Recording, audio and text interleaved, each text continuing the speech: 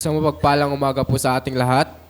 Ihanda na po natin ang puso't isipan upang magpuri at magsamba sa Panginoon. 1 Chronicles 16, verse 8 to 11. Magpasalamat kay Yahweh, tumawag sa kanyang pangalan. Ang lahat ng gawa niya sa lahat ay ipaalam. Umawit ng pagpuri at siya iparangalan.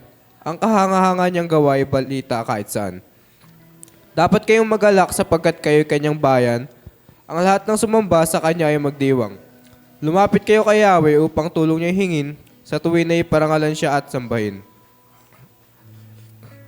Ngayon po itatawagan ko na po si Brother Noel Francisco para sa opening song. At susundan po ito ng opening prayer ni Sister Yeshua Reblando. Amen. Hallelujah. Let's praise the Lord and worship Him. Tayo magnilay at linisin na nating mga sarili, ang ating spiritual. Kantahin po natin ang Give Us Clean Hands. Amen. Hallelujah.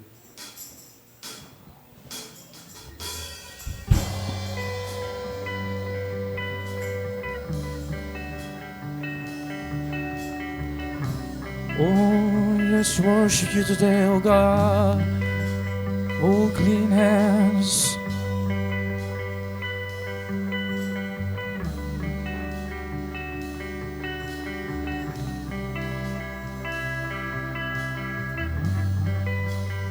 As we bow.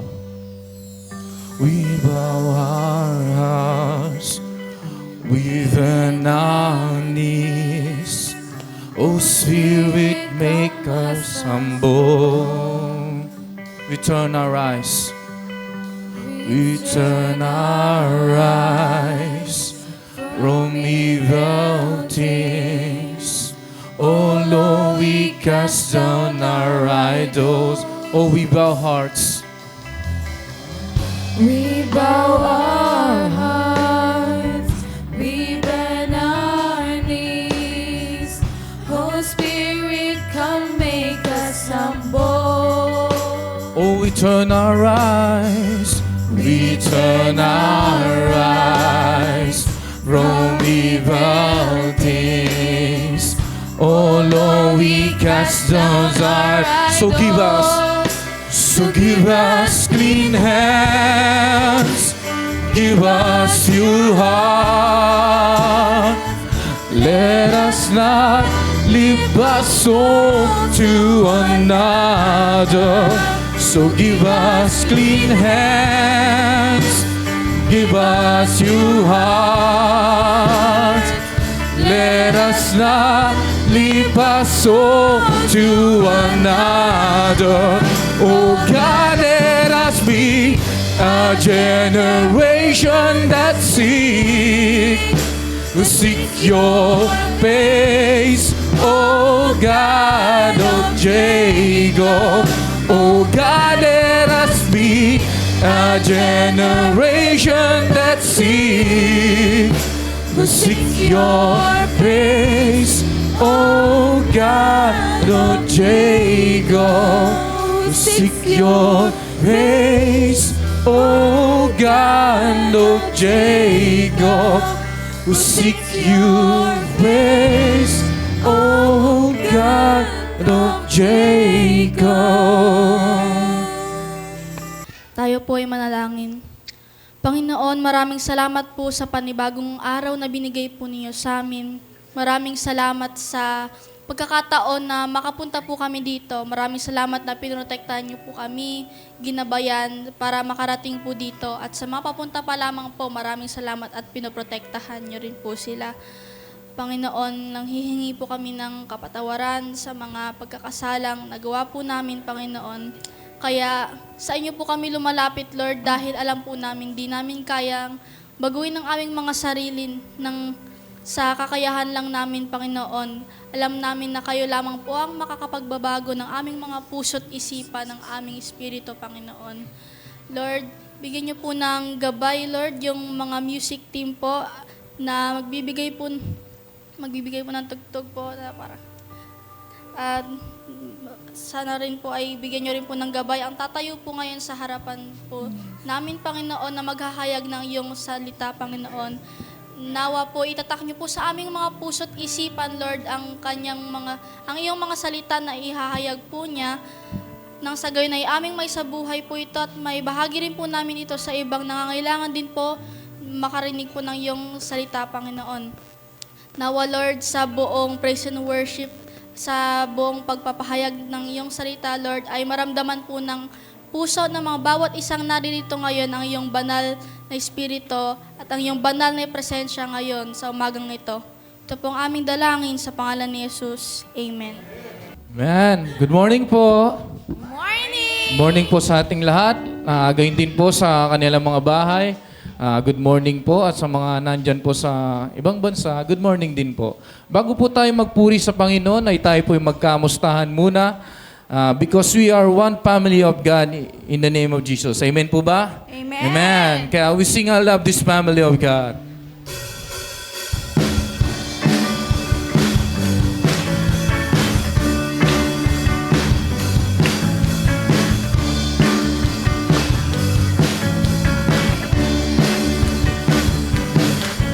I love this family of God so closely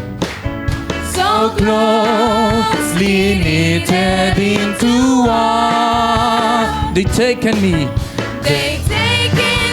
into the hearts, and I'm so glad to be a part of this great family. I love this family.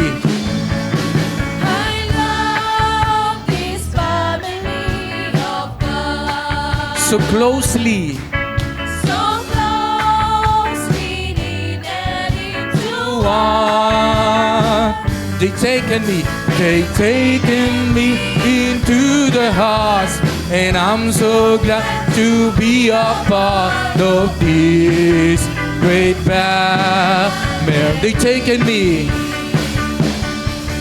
They've taken me into the hearts, and I'm so glad to be a part of this great family. Of this great family. Of this great family. Amen.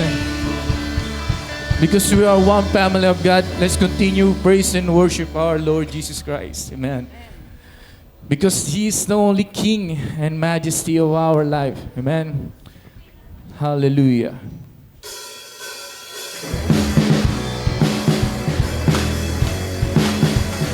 Oh, we praise you, God. You know that I love you. You know that I want to know you so much more than I had before. These words are from my heart. These words are not made up. I will live for you. I am devoted to you. King of Majesty. King of Majesty, I have one desire, just to be with you, my Lord. Just to be with you, my Lord. Jesus, Jesus, you are the Savior of my soul. And forever and ever I give my praises to you. You know that I love you. You know that I want to know you so much more than I have before. Oh, these words are from my heart. These words are not made up. I will live for you. I am devoted to you. King of Majesty, King of Majesty,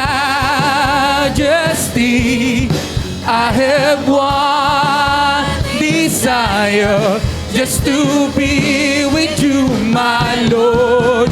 Just to be with you, my Lord. Jesus, you are the Savior of my soul.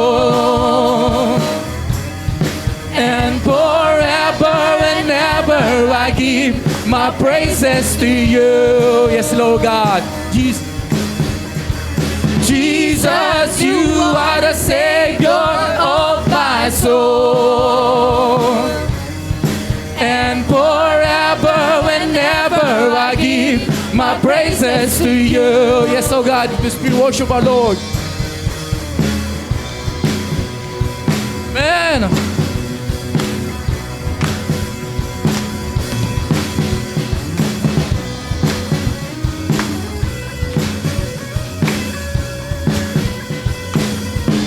King of majesty, I have one desire, just to be with you, my Lord. Just to be with you, my Lord. Jesus, you are the Savior of my soul. Yes, oh God. And forever, whenever I give my praises to you. Jesus, Jesus, you are the Savior of my soul. And forever, whenever I give my praises to you. Yes, oh God. Oh, we give you praise, oh God. Let's continue worship our Lord because He is holy forever. He is only holy. Wala nang iba pang banal o Panginoon, ikaw lamang.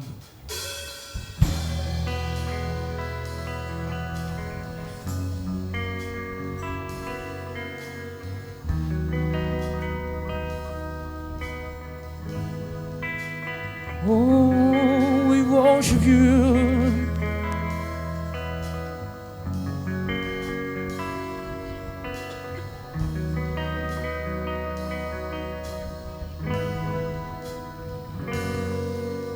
A thousand generations falling down in worship to sing the song of ages to the Lamb. And all who gone before us, and all who will believe, who sing the song of ages to the Lamb. Oh, your name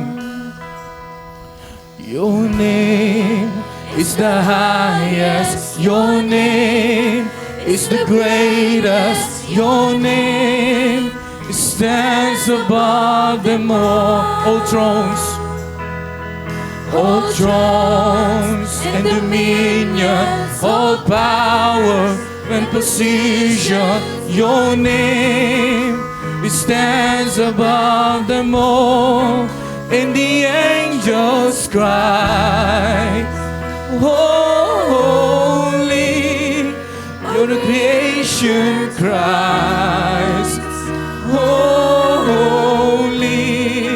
You are lifted high, holy, holy forever. So God, if you have forgiven, if you've been redeemed, sing the song forever to the Lamb. If you walk in freedom, and if you bear His name, sing the song forever to the Lamb. We sing the song forever, amen. And the angels cry, holy. All creation cries, holy. You are lifted high, holy, holy forever. Hear your people sing,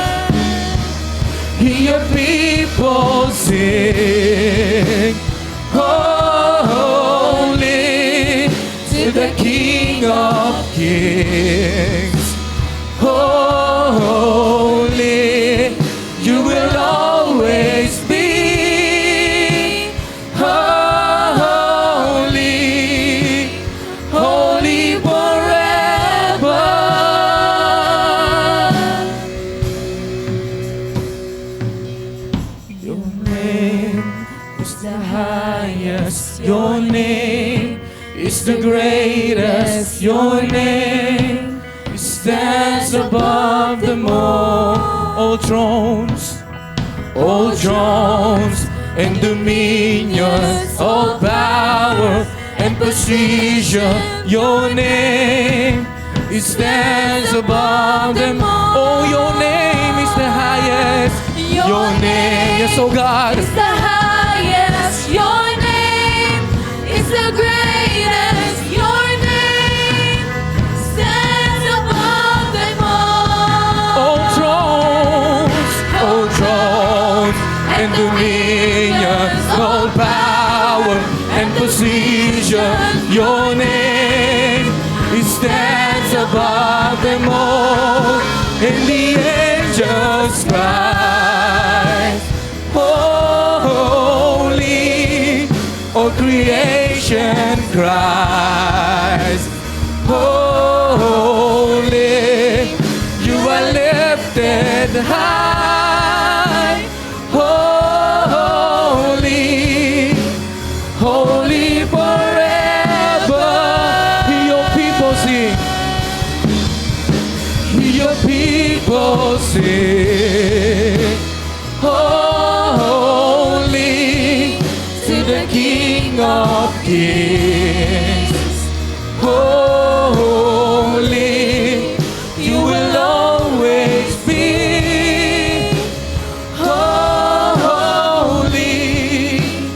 holy forever.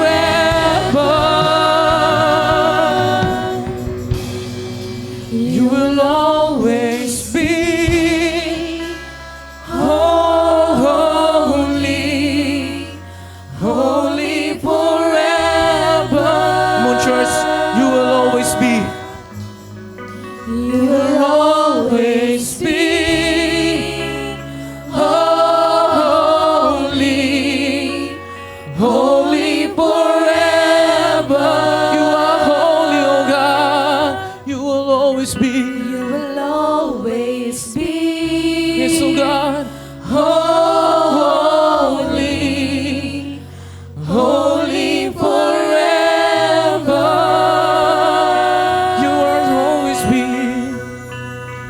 Yes, Lord. Tunay nga po na hindi ka nagbabago sa amin sa buhay namin, Panginoon. Ikaw lamang aming itataas sa araw, Panginoon. Ikaw lamang ang nag-iisang holy forever. Wala na pong iba pang makapangyarihan at kataas-taasan mo, Panginoon. Ikaw lamang ang tanging nag-iisang Diyos namin sa puso't buhay namin, Panginoon. Salamat at binigay mo sa amin ang iyong bugtong na anak na si Jesucristo upang kami makakilala sa iyo at kami upang sambahin ka at magkaroon kami ng karapatan na itaas ang iyong pangalan. Because you are the holy, holy God, oh God. Yes, hallelujah, Jesus. Salamat po, Panginoon, sa lahat ng binigay niyo sa amin, Panginoon. Salamat po sa mga kagaangan ng loob. Salamat din po sa mga biyayang natatanggap namin sa araw-araw, Panginoon. We will continue worship you till the day you will come, O Lord God. Patuloy ka naming pupurihin, itataas ang iyong pangalan sa araw-araw, Panginoon. We will worship you. Hallelujah. Hallelujah. In Jesus we pray. Amen and amen. Maraming salamat po, worship team, sa mga talagang nakaka-bless na awitin. At ang lahat po ngayon ay welcome po sa ating pananambahan. At ngayon naman po, idadako na po tayo sa testimonies and thanksgiving. Kung sino lamang po ang gusto magpasalamat, maaari lang po kayong pumunta sa harapan. Magandang umaga po, and nagpapasalamat po sa Panginoon po kasi nung nakaraan po, kuhaan po ng card po namin and awarding na din po. And nagpapasalamat po ako kasi natupad po yung pinaghirapan ko po na makukuha po yung high honors po. Yan. Pinagpe-pray ko din po na tuloy-tuloy na po yung pagiging high honors po para mapag-graduate po na high honors din po. Hello. Ayun po, magandang umaga po sa lahat. Nagpapasalamat po ako sa Panginoon, unang-una, lalo na po sa buhay po ni Sister Jenny, na ako po hindi nakauwi nung sa panahon po nung sa mga huling sandali po ng aking mama. Yun po, maraming salamat po sa buhay ni Sister Jenny. At nagpapasalamat din po ako sa buong sambayanan, sa ating buong kapatiran, sa pagmamahal, sa lahat po ng suporta. Maraming salamat po. Nagpapasalamat din po ako sa Panginoon at nakapag-church po kami ngayon. Kahit po yung misis ko, isang linggo nang tinatrangkaso. So, yun po. To God be the glory po. Maraming pong salamat.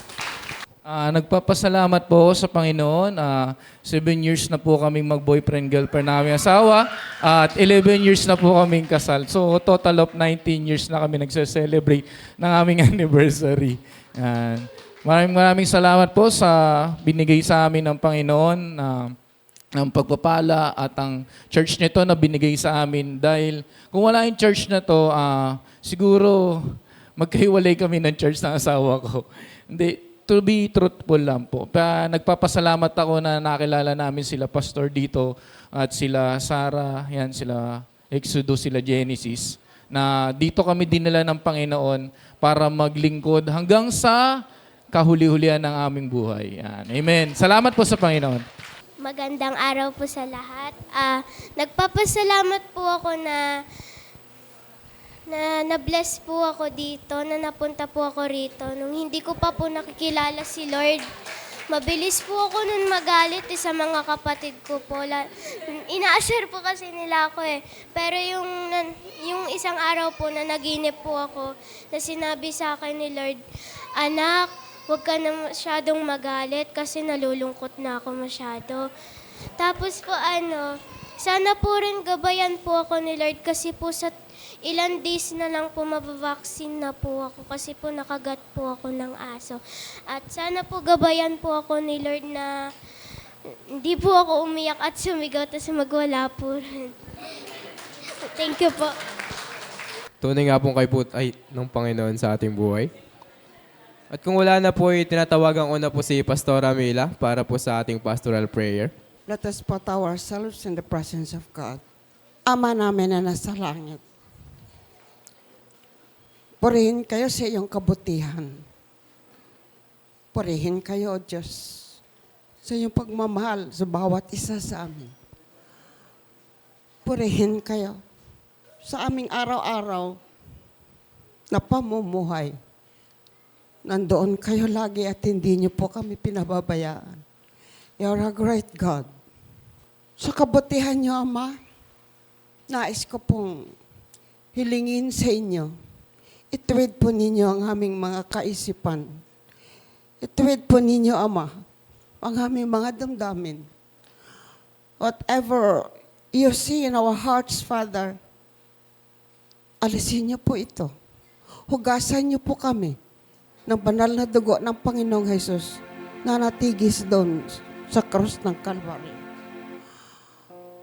Permit us, O God, to serve you throughout our lives.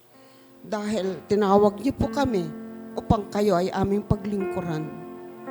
Niling ko po, Ama,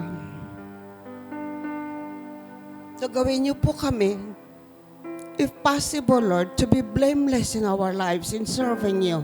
Dahil yan po ang nais ninyo.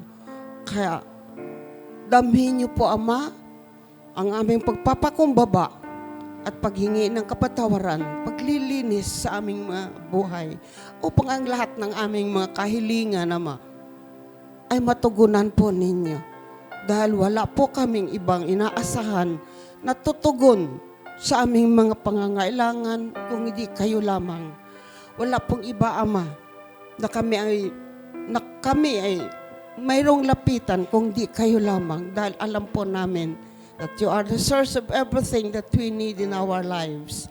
Father in heaven, I pray to you, Lord, to bless all these people that are here, Father, dahil ang araw na ito ay ginawa po nilang mahalaga sa buhay nila. Ang pagdalo ng bawat isa ay dahil sa kanilang pagmamahal sa inyo. At alam po ng bawat isa na wala po kaming magagawa, Ama, kung wala po kayo. Kaya purihin ka, O Diyos. Purihin ka. Maraming salamat, Ama, sa kapatawaran na ibinigay niyo po sa bawat isa. Dahil sa kapatawaran po lamang, Ama, kami ay nabubuhay sa mundong ito. At itong mga anak po, na mga maliliit na ito, alam ko po, Ama, na mahal niyo po sila. At inaasahan ko po, Ama, that these children of today, O God, ay sila yung next generation na maglilingkod po sa inyo. Father God, I pray to you na bigyan niyo po ng kaalaman at karunungan ang mga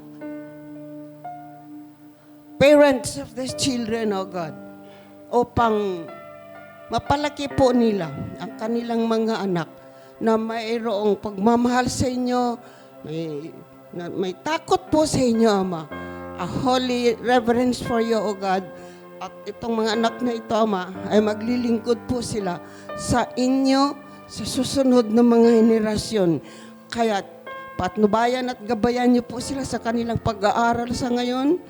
At lalo na po ang kanilang mga magulang na silang magpapalaki na ayon sa inyong kalooban kung saan kayo po ang bibigyan po nila ng kahalagahan sa kanilang mga buhay. At ang pagpapalaki po nila sa mga anak nila na ito, Ama, is all for your glory, para po sa inyong kaluwalhatian at para po na kayo po ang they will consider you, Lord, or acknowledge you as their only God in their lives. Father, thank you so much. But right now, oh Lord, I pray to you.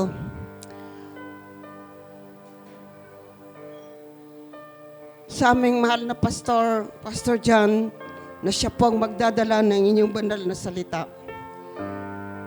Lagyan niyo po siya, Ama, ng mga salita galing po sa inyo. Buksan niyo po ang kanyang mga bibig. Kung ano man ang nais po ninyo, nadadalin po sa inyong harapan dahil kailangan po ng mga anak po ninyo na nakikinig.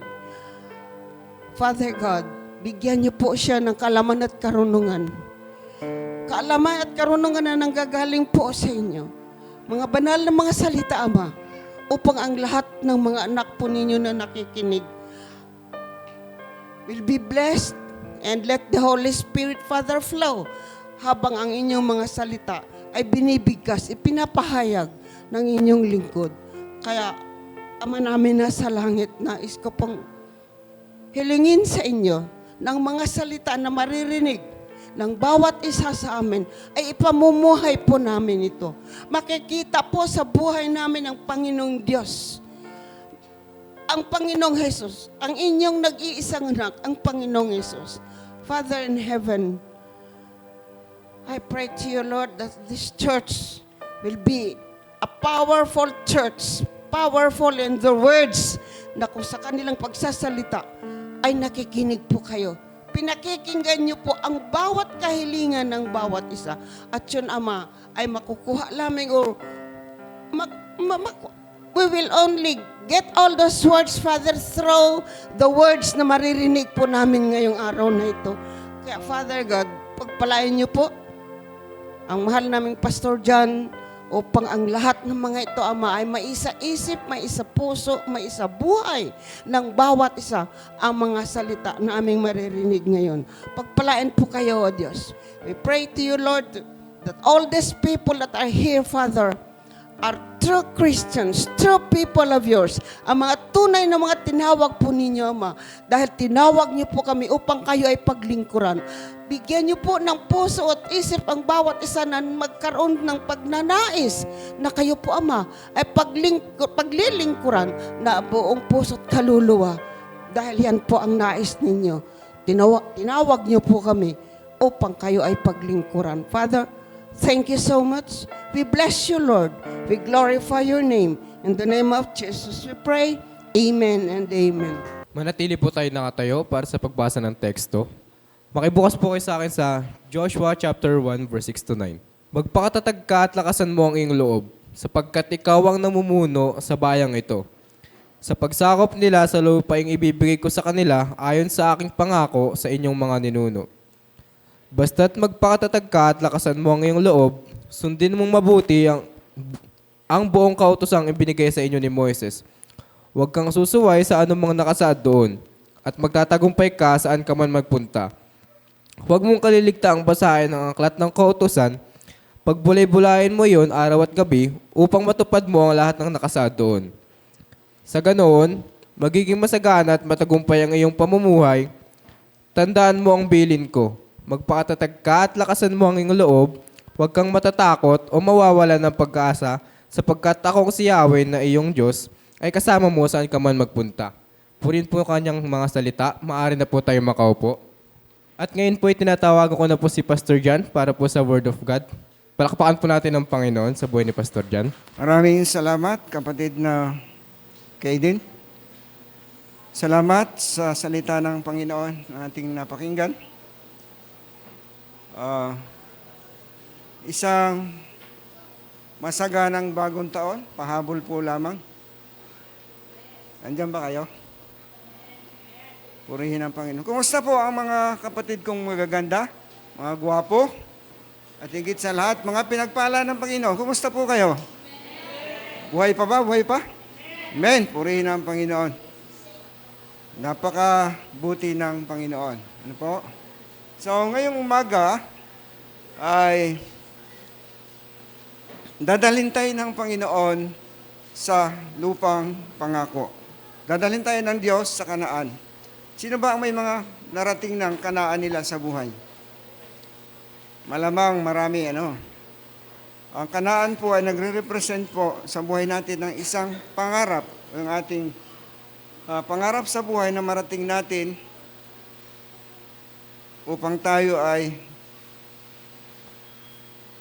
magkaroon ng ating tinatawag na pangarap o katuparan ng pangarap natin sa buhay. Ano po? So, purihin ang Panginoon dahil pinahintulutan ng Diyos na ako ay muling tumayo sa kanyang banal na pulpito at alam na ninyo kung ano nararamdaman ko sa kasalukuyan. Medyo may kaba, but God is good all the time. Ano po? So, ang ating pong pinag-aaralan sa buwang ito ay patungkol sa Bible, at nung nakaraang araw po linggo, ay napakinggan po natin ng isang napakalaman o malamang pinakamalaman na salita ng Diyos na napakinggan natin sa ating kapatid na Beron. At alam na alam ko na buhay pa sa puso ninyo ang mensahe ng salita ng Panginoon na ating napakinggan noon. Ano po? Kaya purihin natin ang Diyos at patuloy natin pag-aaralan ang kanyang mga salita sa araw na ito. Thank you, Pastora, sa prayer. Pastora, salamat po. I love you with the love of the Lord. Purihin ang Diyos sa buhay nyo at binibigyan pa kayo ng mahabang taon, maraming taon ng paglilingkod sa Kanya. At loobin ng Diyos sa 50th anniversary namin, Ninang Mila na kita. Purihin na ang Panginoon. Ano po?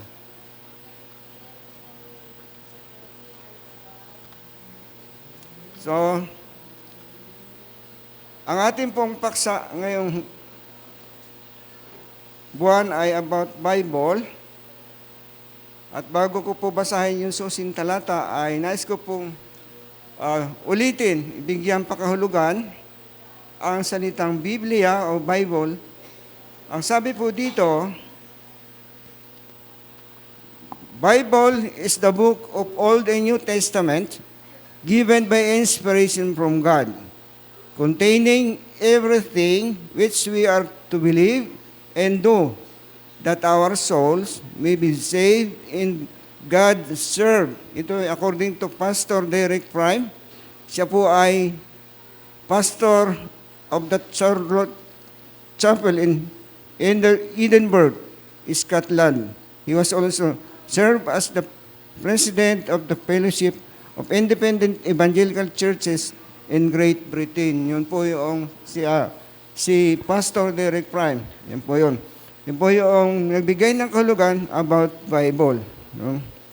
At ang Bible po, ang sabi nga ng iba ay, ba't daw tayo mga mananampalatayo, mga born-again Christian ay masyadong naniniwala sa Biblia, gayong ito ay sulat lamang ng tao. At yun po naman ay may katotohanan, na sinulat ito ng tao. Ang Bible po ay isinulat ng mga banal na tao ayon po doon sa 2 Peter chapter 1 verse 21 and Galatians 6 verse 11 and Hebrews 1:11 po. Ang mga taong ito ay pinapatnubayan ng banal na espiritu ng Diyos according to 2 Timothy chapter 3 verse 16 and Romans 12 verse 1. Romans 1 verse 2. At sabi pa dito ng ating author, 5 words used to describe the Bible. 5 salita na maglalarawan sa Biblia. Ayon po sa Greek word, ito daw po ay biblos, na ibig sabihin ay aklat o the book. At ang pangalawa, Word of God, according to Hebrews chapter 4 verse 12.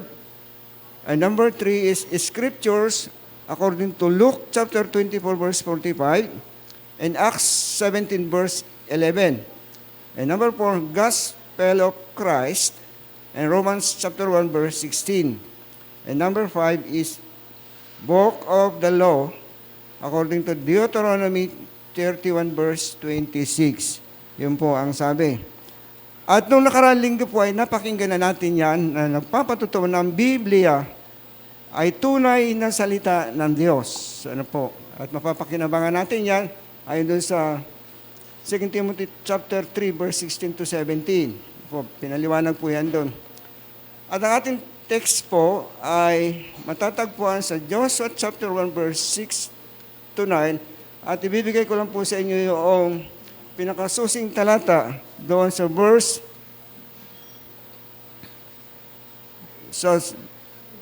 7 hanggang 9. Sabi rito, basta't magpakatatag ka lang at magpakatapang.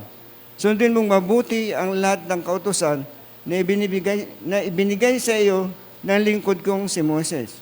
Huwag mo itong kalilimutan para magtagumpay ka sa lahat ng gagawin mo. Verse 8, huwag mong kalilimutang basahin ang aklat ng kautusan, bulay-bulayin mo ito araw at gabi para malaman mo kung paano mo matutupad ng mabuti ang lahat ng nasusulat dito.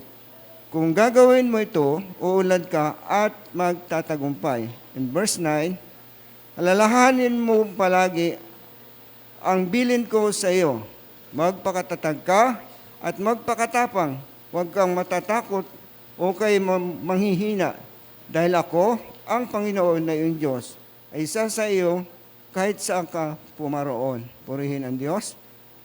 Hayaan niyo pong dumulog ako sa Panginoon upang humingi ng tulong at gabay sapagkat sa sarili ko po wala akong kakayanang gawin ang mga bagay na ito. Kaya hallelujah, purihin ka o Diyos. Napakabuti mo. O kaya pinupuri kita, pinasasalamatan dahil binigyan niyo po ako ng buhay at lakas na makatayo dito sa impulpito upang ihayag ang iyong mga salita sapagkat ikaw lamang po ang inaasahan ko na siyang tutulong, gagabay sa akin sa paghahayag ng iyong mga mensahe. Hinihiling ko po, O Diyos, na pakalinisin mo ako kung mayroon po akong mga pagkukulang, pagkakasala sa aking isip, sa salita, maging sa aking paggawa, O Diyos. Ako po'y pakabanalin mo at gawin mo karapat-dapat na maghayag ng iyong mensahe sa araw na ito sapagkat sa sarili ko po wala akong kakayanan. Ipagkaloob mo po sa akin ang karunungan mo, katalinuhan, kahusayan upang maipaliwanag na mabuti ang mensahe na iyo pong ilagay sa aking puso. Umaasa ako sa iyo, Diyos, na sa umagang ito gagamitin mo po ako at iyo po akong bibigyan ng lahat ng kaalaman upang ang salita mo ito ay mahayag. Sapagkat tunay, O Diyos, na ako'y sa iyo lang umaasa sapagkat ikaw yung Diyos na nangako na kung kami lamang ay mananatili sa inyo at ang salita mo ay mananatili sa amin, ano man aming hihilingin ay pagkakalob mo. Ang kahilingan ko po sa iyo, O Diyos, karunungan, katalinuhan ang pagkaloob mo upang sa ganon, magawa ko ang lahat ng ito sa pangalan ng aming Panginoong Hesus. Amen at Amen. Purihin ang Panginoon. Bago po ako dumako sa paghahayag nito, nais ko pong ibigay sa inyo. Hindi man totally background ito, kung kumbaga sa term ng mga engineer, yung bird's eye view noong ating pag-aaralan, na dito makikita natin yung ating pinagkunan.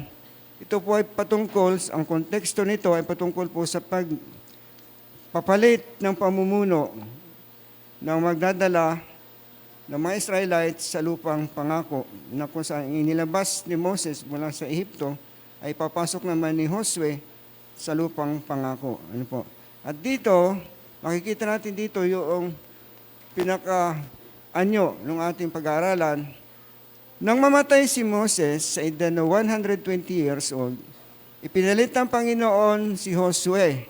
Pinaghahanda sila o mga Israelita para sa pagsunod at pagtawid sa ilog Jordan papunta ng lupang pangako, yung tinatawag nating Kanaan. Kalakip ang pangako na ibibigay niya ang lahat ng lupaing mararating nila. Ipinakita ng Panginoon kay Josue ang mga teritoryo nito, gayon din ang pag-asang hindi siya matatalo habang siya nabubuhay.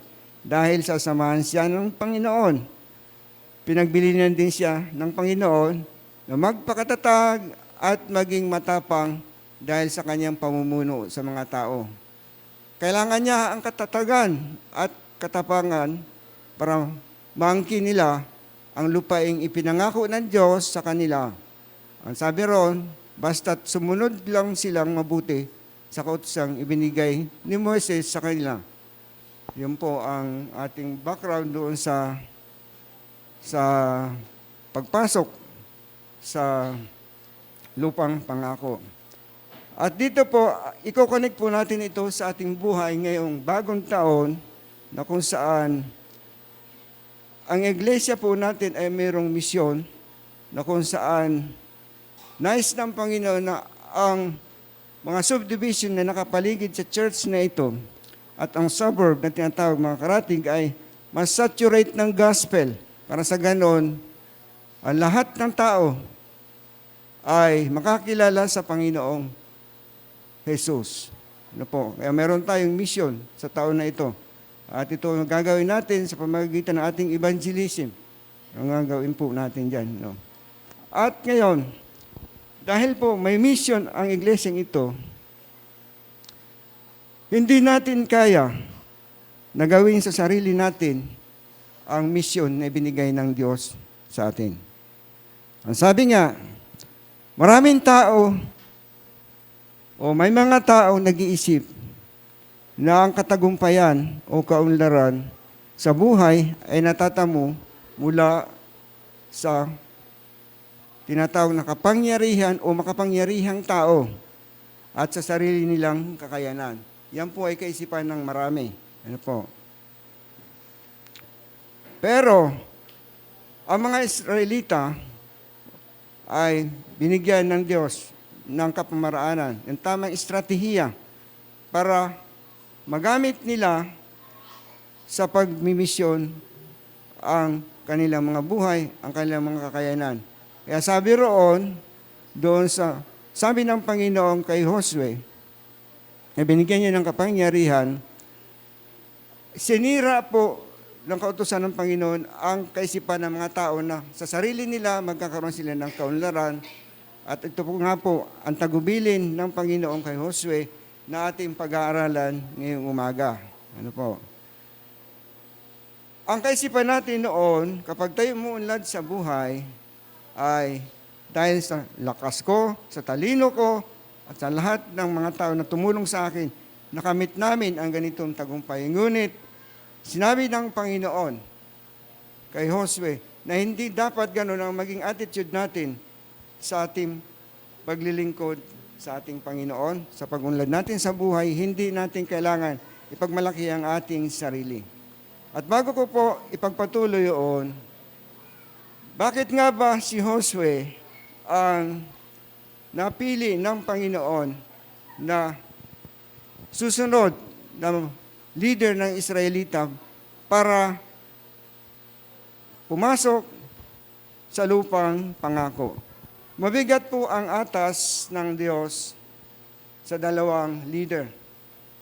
Ang utos ang misyon ni Moses na binigay ng Panginoon ay ilabas ang Israelites sa pagkaalipin doon sa Ehipto. And then, ang mission na binigay kay Josue ay pasukin ang lupang ipinangako ng Panginoon sa kanilang mga ninuno. Na makikita natin dito na 4 na qualification ni Josue kung bakit siya ay naging leader o namuno sa bayang Israel papunta sa lupang pangako. Unang-una, siya po ay appointed ng Panginoon. Siya po ay pinili ng Panginoon para siya maging leader. Ayon po doon, kung babasahin ninyo ang Numbers chapter 27 verse 18 to 23. And then, yung pangalawa, siya po ay isa doon sa dalawang nabubuhay na nakasaksi na kung paano nagkaroon ng salot sa Ehipto at nakita niya ang paglabas nila sa Ehipto sa pamamagitan ng kapangyarihan ng Diyos. At yung pangatlo, ito po yung pinakamaganda kung kailangan siyang maging leader ay siya po ay naging kanang kamay ni Moises sa loob ng 40 taon. Ibig sabihin, gamay na niya ang pamumuno ni Moses kung kaya pinili siya ng Panginoon para siyang magdala sa Israelites sa lupang pangako. At yung pang-4, sila lamang dalawa ni Caleb ang mayroong konkretong pagtitiwala sa Panginoon na ang Diyos ang tutulong sa kanila para magapi nila o maangkin nila ang lupang pangako.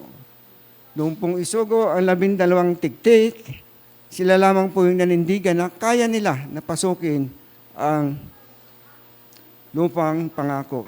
Yun po yung kaya sa mga aspiring na mga leader, kinakailangan po mayroon tayong qualities na makikita ang Panginoon para piliin tayo upang mamuno sa isang organisasyon. Kaya malapit na naman ang eleksyon, mumumpanya pa ako.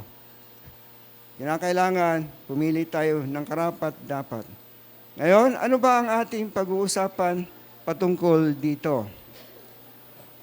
Ang ating pong pag-uusapan dito ay 3 bagay lamang. Ito po ay may pamagat na the Bible alone must be our authoritative guide to obtain or to attain the promises of God. Ang theme natin dito ay how the Bible or the Word of God can guide us to attain or obtain God's promises. At diyan po tayo magpupuntuhan sa tema na yan na ibinigay sa atin ng Panginoon.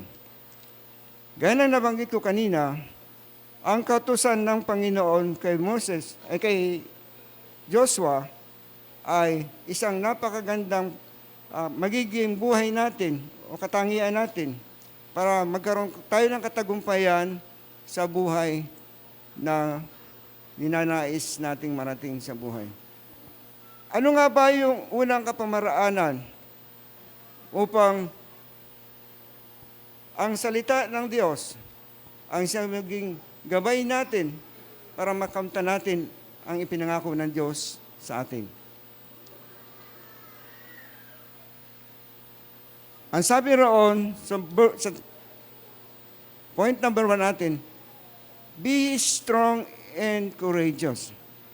Bakit sinabi ng Panginoon kay Josue na kinakailangan mong maging matatag, maging matapang sapagkat mabigat ang atas ng Panginoon sa kanya. Gaya nabanggit ko kanina, ipapasok niya ang mga Israelites sa lupang pangako at ito'y mabigat na atas sa kanya. Hindi niya ito kayang gawin kung wala ang tulong at gabay ng Panginoon. Ang sabi doon sa verse 6, magpakatatag ka at lakasan mo ang iyong loob.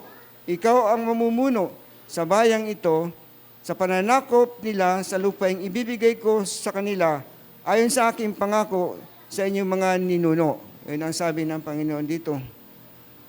Bakit kailangan maging matatag tayo at matapang? Sapagkat ang sabi, we have duty to We have duty to our God.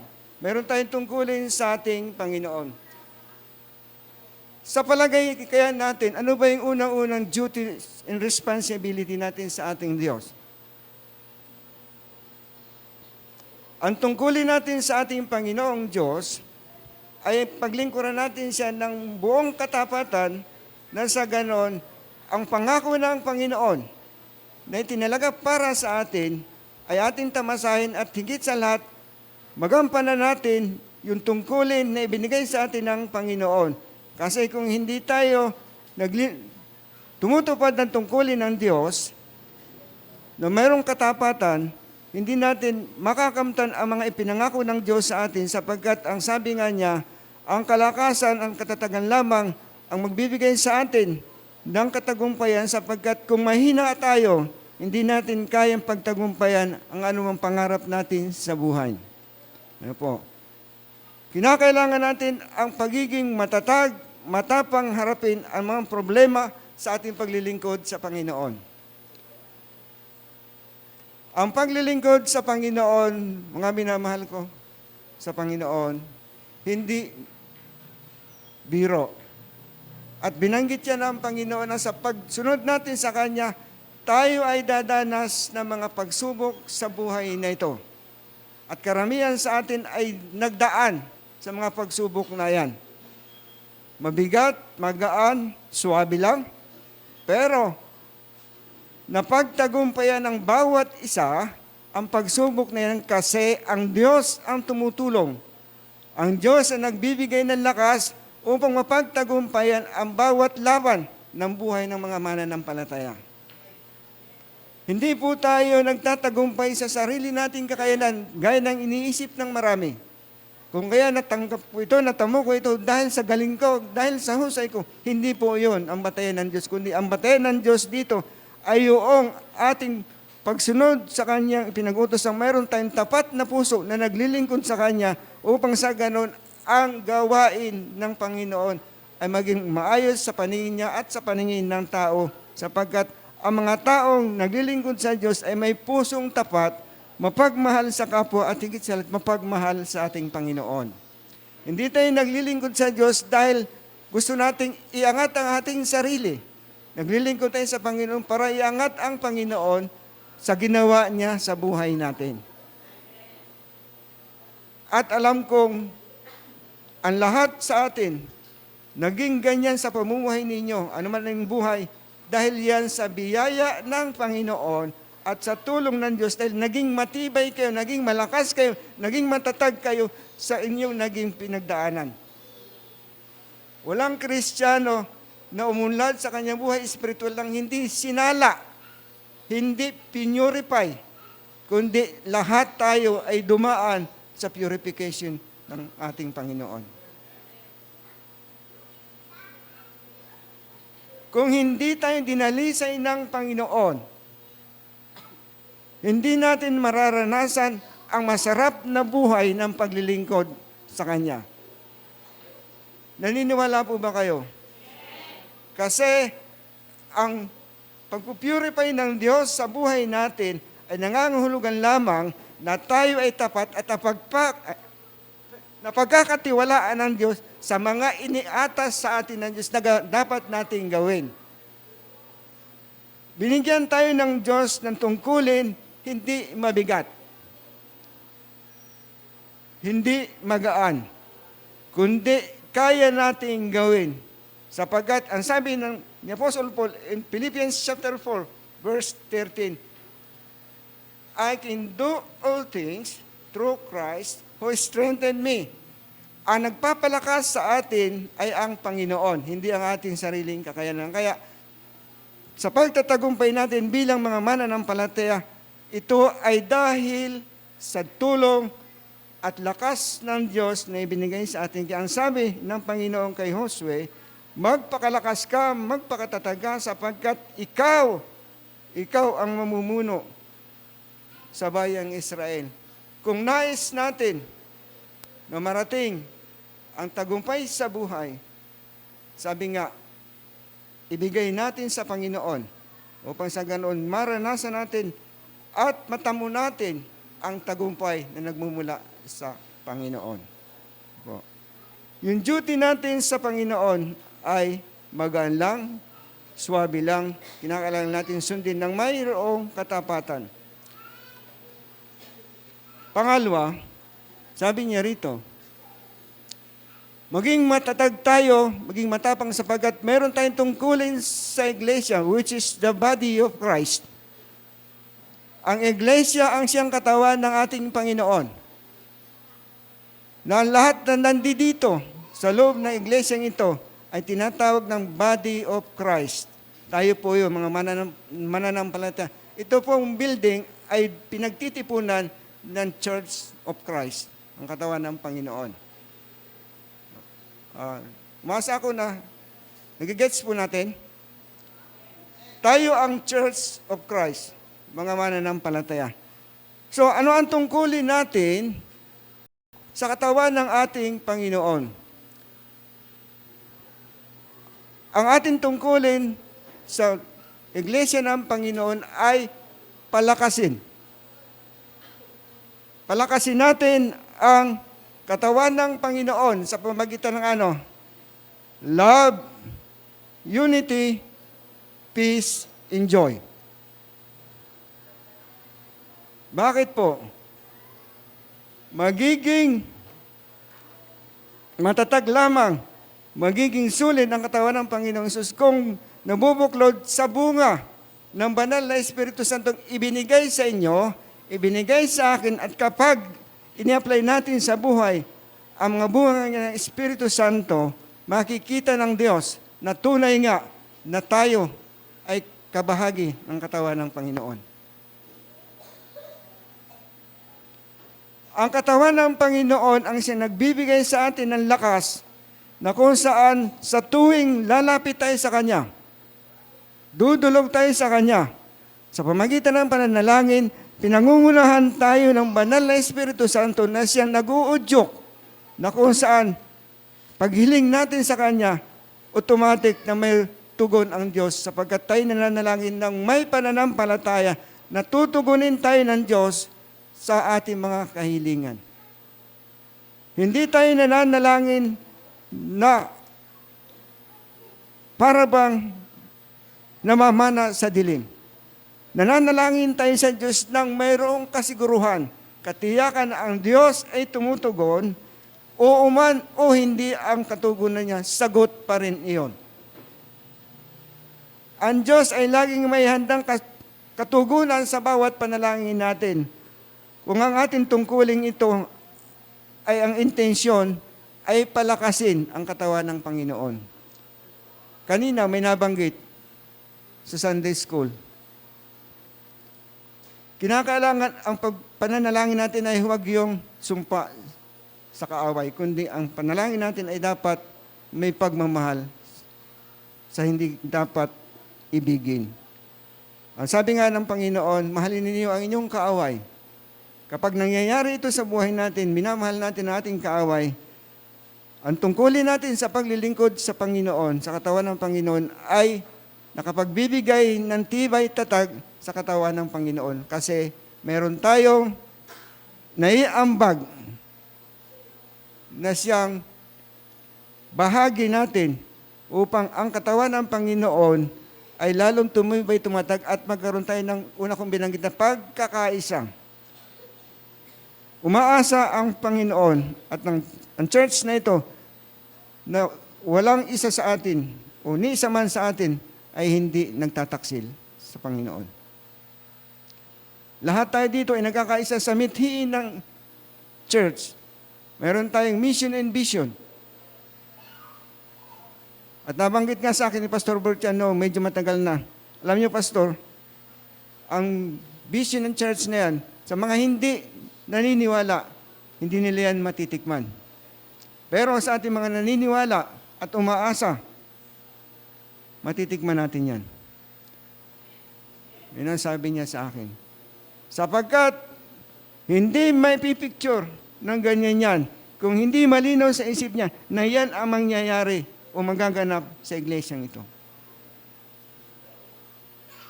Minsan nga sabi niya, minamadali ko raw yung vision. Hindi ko minamadali.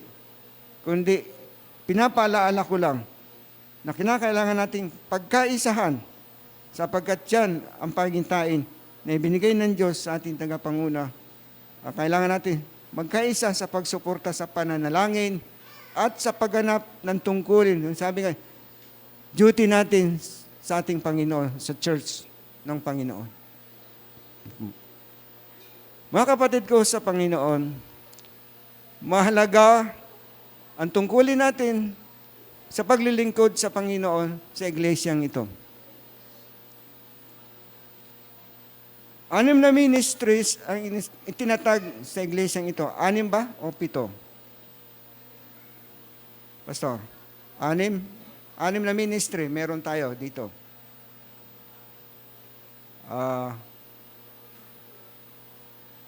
Pito? Meron pa rin iba. Oh. So, yung mga nagpapangsyon ngayon, church management, business, pastoral,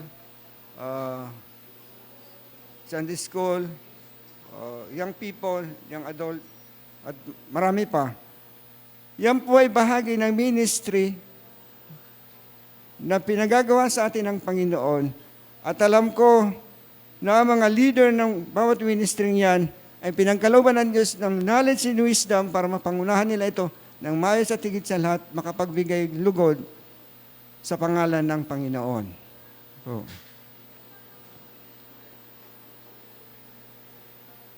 sa pangatlo, kinakailangan nating magpakalakas, magpakatatag, o maging matapang sa paglilingkod sa Panginoon sapagkat we have duty to our family. Napakahalaga nito. Beloved in the Lord, father, mother, nanay, tatay, mga ati, kuya, ito. Ang tungkulin natin sa ating pamilya ay isang atas ng Diyos na dito sa pamumuno natin, sa ating panunungkulan, sa ating pamilya, tungkulin natin na ang ating pamilya ay ma-establish natin na mayroong banal na takot sa Panginoon. Mga kapatid ko sa Panginoon, kadalasan, ang una nakakakilala sa Panginoon ay ang mga anak. Tama po ba ako? O minsan naman nanay, o minsan ay tatay. Pero, hindi pinag-uusapan dito kung sino ang nauna, kundi ang dapat nating isaisip ay yung tungkulin natin sa ating pamilya, kung paano natin i-establish ang pamilya natin na may takot sa Panginoon.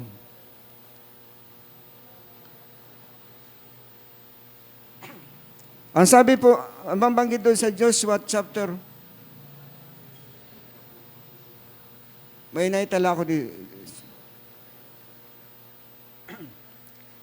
Joshua 24 verse 15.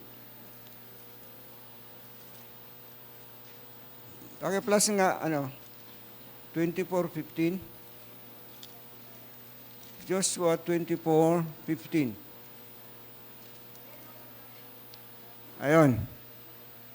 At kung ayaw ninyong maglingkod kay Yahweh, pumili kayo ngayon kung sino ang inyong paglilingkuran. Ang mga Diyos na pinaglingkuran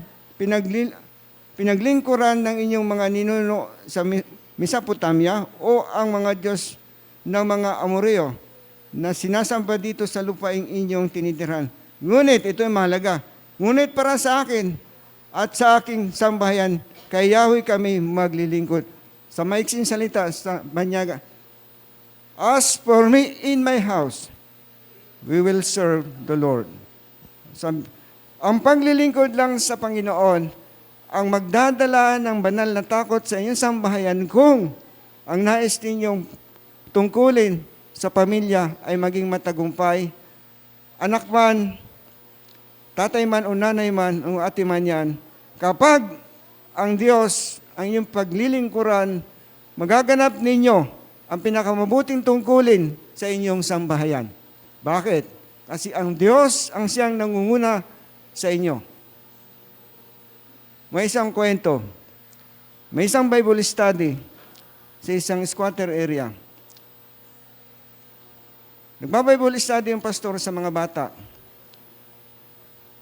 Sabi ng pastor, naniniwala ba kayo na mayroong impyerno? Tanong ng pastor sa mga bata. Ang sabi ng isang bata, opo. Bakit mo nasabi? Kasi nag-away po yung nanay at tatay ko. Ang sabi ng nanay ko, lumayas ka rito. Sa bahay na ito. Ang sabi ng tatay ko, sige, lalayas ako sa impyernong bahay na ito. Yan ang sabi rin ng tatay. Sabi sa kwento. Ngayon, kaya naniniwala yung bata na mayroong impyerno. Dahil pinapalayas yung tatay, pinapalayas ng nanay doon sa impyernong bahay. Ibig sabihin yung bahay nila, hindi pinaghaharian ng kabutihan. Kaya ang tawag ng bata, may impyerno. Kaya sabi. Ngayon, kung naniniwala sila na may impyerno, mas lalo tayo sapagkat hindi tayo nakatalaga para doon. Mga mahal ko sa Panginoon, ang mamuno sa isang pamilya ay hindi magaan. Mahirap maghubog sa pag-uugali ng isang tao. Naniniwala ba kayo? Kasi nang ang kasalanan ay ma-implant sa buhay, sa puso ng isang tao, hindi na po nawala. Nawala lang yan nung kinilala ng tao ang Panginoong Hesus na siyang Panginoon na tagapagligtas ng kanyang buhay. Kung mapag-observe kayo sa isang pamilya, merong napakabait ng nanay, napakabait ng tatay, pero bakit mayroong sumisibol na isang suwail na anak? Kasi nandun na sa kanyang pagkatao ang kasalanan. Na kung saan naipapraktis niya ito kasi hindi pa nahuhubog sa tamang paghubog ang bata. Pero kung ang magulang ng isang bata ay may banal na takot sa Diyos at ipinamumuhay ang salita ng Panginoon, ang batang yan ay mahuhubog sa tamang pamamaraan na pinapakita ng magulang sa anak at lalaki siya na isang mabuting tao, isang mabuting mamamayan ng lipunan. Kaya mahalaga ang halimbawa ng magulang sa mga anak. Ang sabi nga sa mga kasabihan, nanay ang ilaw ng sambahayan, tatay ang haligi ng sambahayan. Pero kung ang haligi, gigiray-giray dahil laging lasing, nasa nantibay ng bahay. At kung ang nanay ay siyang ilaw ng tahanan, at ang ilaw niya aandap-andap, parang alitap-tap, paano magkakaroon ng liwanag ang buhay ng isang bata na kung saan aandap-andap ang tanglaw sa kanyang buhay? Mga minamahal sa Panginoon, napakahalaga ng pamumuno sa sambahayan ay tama at nakabatay sa salita ng Panginoon. Kung sila man ayaw maglingkod sa Diyos, sa tunay na Diyos, at tayo nakakilala sa tunay na Panginoon o tunay na Diyos, ang sabi nung binasa natin kanina, as for me in my house, we will serve the Lord. Maglilingkod tayo, anuman ang sabihin ng mundong ito, maglingkod tayo sa Panginoon kasi ito ang gusto ng Panginoon na ating gawin sa buhay. Purihin natin ang Panginoon. Ang sabi roon, dapat tayong maging malakas dahil may duty tayo sa ating pamilya. Lalong-lalo na ang mga magulang, mga tatay, mga nanay, kailangan ang lakas para matupad natin ang tungkulin sa pamilya tulad ng nabanggit ko kanina. Maging masipag, matyaga, at matapat sa pagtatrabaho. Higit sa lahat, tapat sa Diyos. Kapag tapat tayo sa Diyos, magiging tapat tayo sa lahat ng bagay. Kaya, kinakailangan natin maging matibay, maging matatag. Kasi mayroon tayong tungkulin na pangunahan ng ating pamilya sa pamamaraan gusto ng ating Panginoon.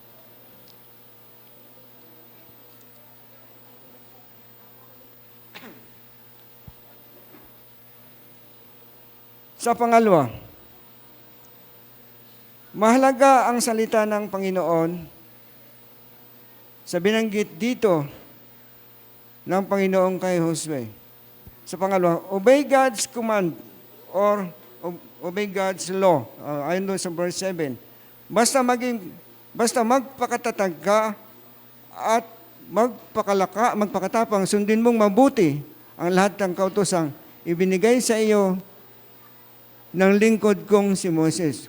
Huwag mo itong kalilimutan para magtagumpay ka sa lahat ng ginagawa mo. Inambili ng Panginoon kay Josue.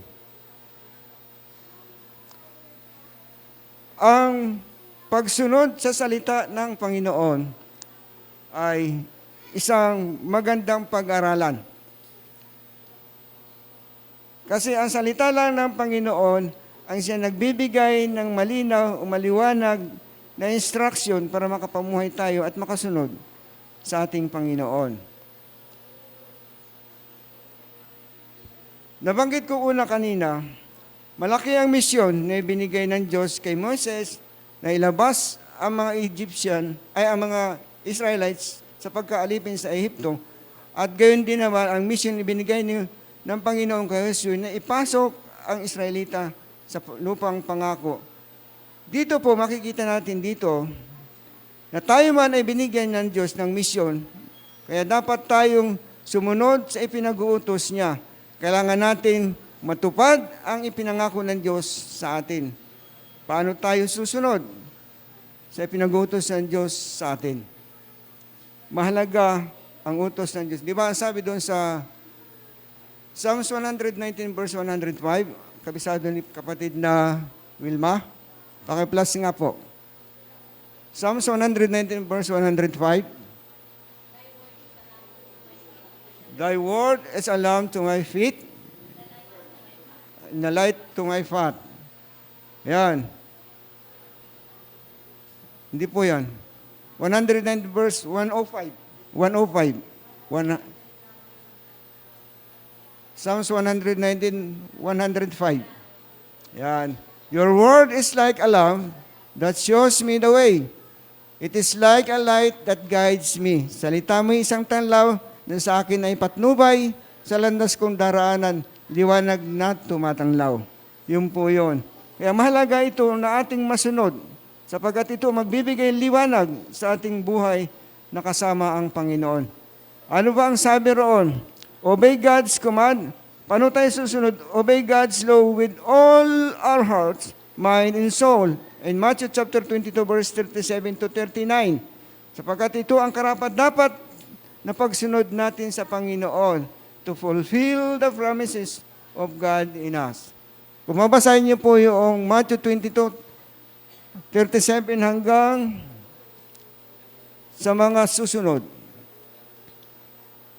Ang sabi ron, sumagot si Jesus, ibigin mo ang Panginoon mong Diyos ng buong puso, ng buong kaluluwa, at ng buong pag-iisip.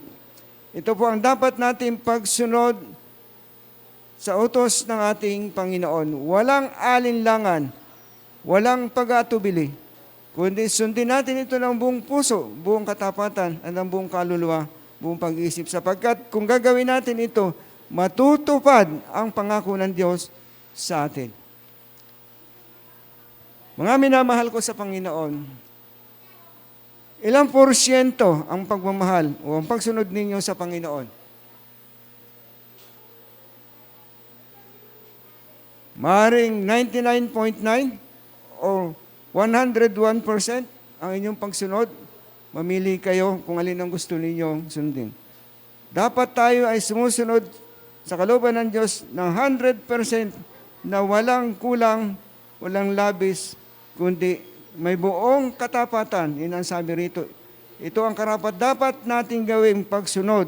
Buong puso, buong kaluluwa, buong pag-iisip. Sapagkat yun ang nararapat na gawin natin. Pangalawa, obey God's law faithfully. Mayroong katapatan. Ang pagiging tapat natin sa Panginoon ay nakadesenyo na sa atin bago pa tayo likhain ng Panginoon. In Psalms 139 verse 13 to 17, Kung hindi kalabisan, anak, paki-plus ngayon. Psalms 139 verse 13 to 17. Ang anumang aking sangkap, ikaw o Diyos ang lumikha, sa tiyan ng aking inay, hinugis mo akong bata.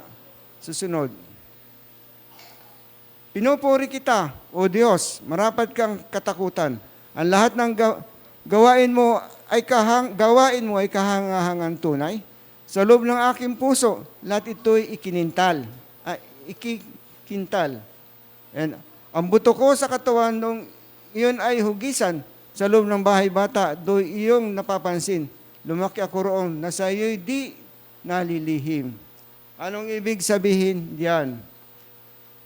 Ang ibig lang sabihin, alam na alam ng Diyos na tayo nilikha niya ayon sa wangis na at inaasahan na magiging tapat tayo sa ating pamumuhay. Nagigets niyo po ako? Kaya sabi natin dito, sundin natin ang salita ng Panginoon ng buong katapatan sapagkat ang katapatang iyan ay nasa puso na natin, ikinintal na ng Diyos sa ating pagkatao na mabuti at tapat tayo sa ating mga gagawin sa paglilingkod sa Panginoon. Sapagkat batid ng Diyos ang meron tayong sangkap sa ating pagkatao.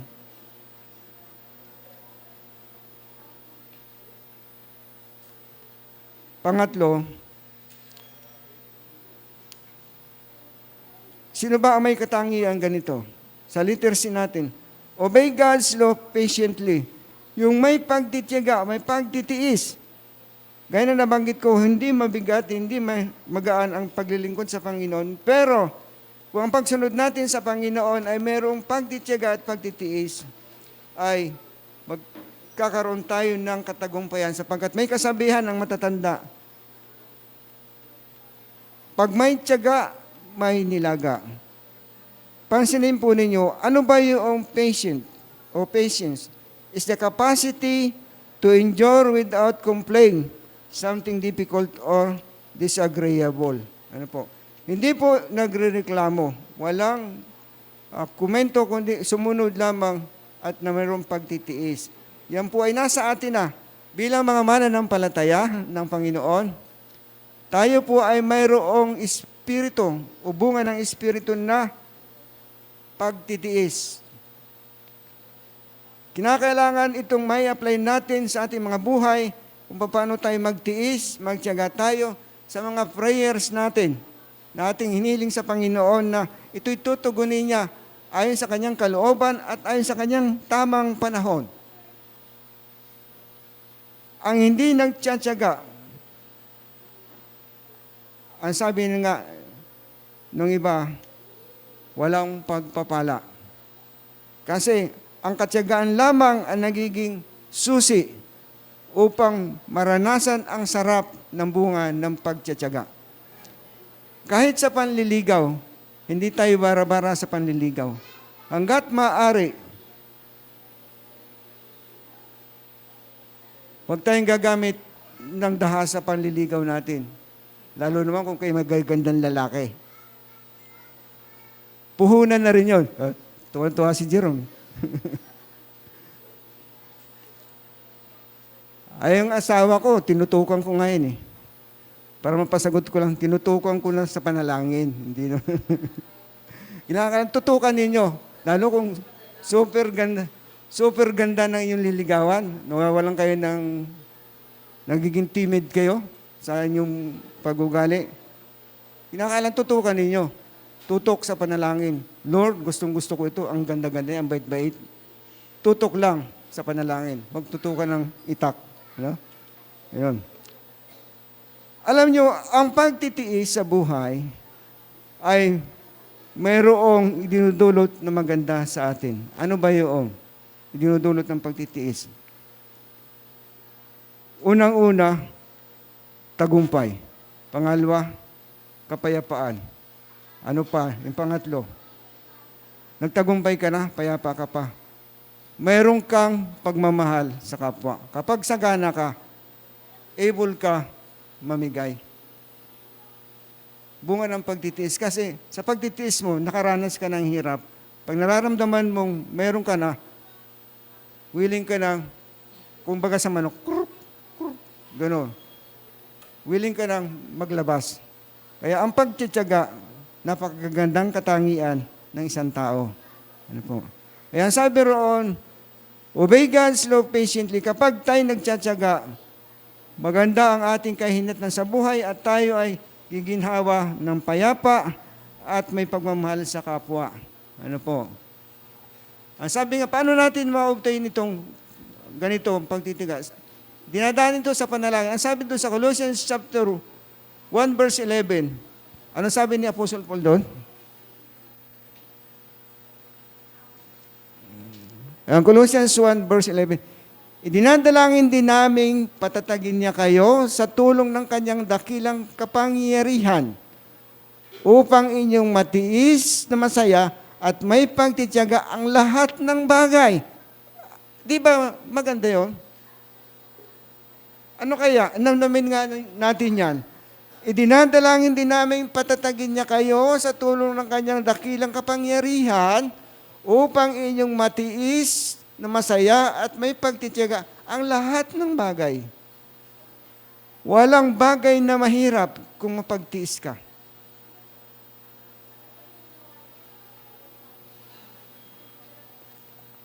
Kung ang magsasaka, hindi nakatitiyak ng maraming ani, pero nagtiyatyagang alagaan ang kanyang bukirin para sa iniintay na masaganang ani. How much more tayo mga Kristiyano? Nagtitiis tayo, nagtiyatyaga tayo, maglingkod sa Panginoon. Huwag natin sabihin nagtiyatyaga. Buong puso tayo naglilingkod sa Panginoon sapagkat mayroon tayong hinihintay. Ang muling pangbabalik ng Panginoon na tayo kanyang kukunin at dadalhin kung saan siya naroroon.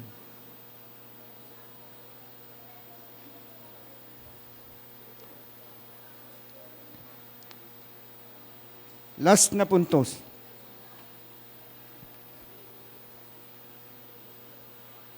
Kinakailangan nating maging matatag, matapang sa ating buhay espiritual. Anong gagawin natin para makamta natin yon? Constantly or continually read and study the Word of God.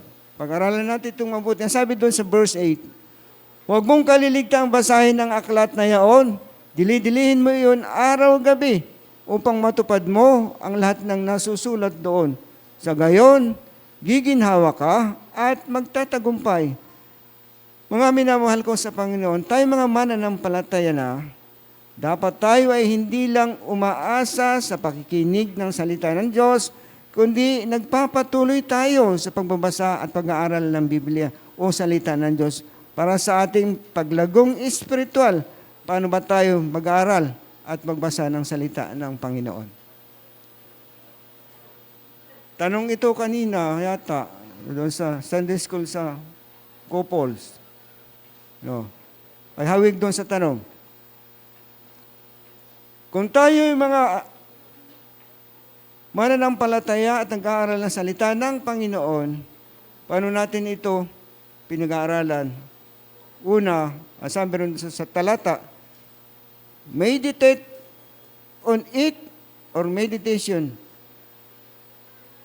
Ano ba yung meditate or meditation? Is to contemplate, reflect, or ponder. Ang sabi doon sa Tagalog sa amin ay ganito, meditate on it, meditation is to contemplate, reflect, or ponder, muniin. O pagnilayan o magnilay sa salita ng Diyos. Mahalaga po yung pag kumakain tayo physically, kinakailangan nating ngunaing mabuti ang kinakain natin na sa ganon, makuha natin yung nutrients noong pagkain kinakain natin. Sino ba ang kumakain ng pagsubo, lunok? Pagsubo, lunok. Di ba ninanamnam natin yung para malasahan? At pag tinanong tayo, anong lasa ng luto ko? May masasabi kayo, masarap. Di ba? Ganon. Ang pagmumuni-muni ng salita ng Panginoon ay kinakailangan sapagkat dito natin nananamnam at nauunawa ang mabuti ang kalooban ng Diyos para maipamuhay natin kung ano yung ibinibigay na aral o turo ng salita ng Panginoon. Sa literal na pagkain, kapag hindi mo ginawa yan, yung ganong pagnamnam sa pagkain, hindi mo malalasahan at hindi mo ma-enjoy yung benepisyo ng kinakain. Ganon din po sa salita ng Panginoon, kapag ito'y ating ninamnam, mineditate natin ito, makikita mo na, nauunawaan mo at higit sa lahat, napapalapit lalo tayo sa ating Panginoon at naintindihan natin ang kanyang kalooban at nakakapumuhay tayo ayon sa gusto niya. Hindi yung gusto natin ang ating pinapairal. Mahalaga po ang salitang pagbubulay ng salita ng Panginoon sapagkat kapag ginawa natin ito, ang sabi roon, matutupad ninyo ang lahat ng nasusulat doon at kayo ay magtatagumpay. Yun ang sabi ng Panginoon. Kaya naman sinunod ito ni Josue at ni Moses, ang kautusang ito ng Panginoon. Ano po? Sa pagbubulay natin ng salita ng Panginoon, dapat lamang na bago natin ito may pamuhay, sa labas ng bahay o sa labas man, kinakailangan natin itong nakikita na ng iyong katabi, ng iyong kapitbahay, na tunay nga na iyong binasa at pinag-aralan sa salita ng Panginoon, natuto tayo at naipapamuhay na natin ito sapagkat ninamnam natin ang salita ng Panginoon. Okay ba tayo doon? Pangalawa, sa pag-aaral nito ng salita ng Panginoon, medyo nasaling din ito sa tanong kanina sa Sunday School ng Kopol. Ang pag-aaral ng salita ng Diyos ay, we make it our priority. Pangunahin na natin buhay ito. Make it our priority. In verse 8, ang utos ay bulayin araw at gabi. Ito ay talagang pinag-uukulan natin ng panahon. At ang ating pagbabasa at pag-aaral ng Biblia, ito ay dapat buhay na natin. Dahil kapag ginagawa natin ito, ang pangako ng Diyos ay natutupad sa mga buhay natin. Ang tanong, ilang beses ba tayo mag-aral ng Biblia? Isang beses? Sa isang buwan? Isang beses sa isang linggo? Isang beses sa isang araw? Ano ba ang bilin?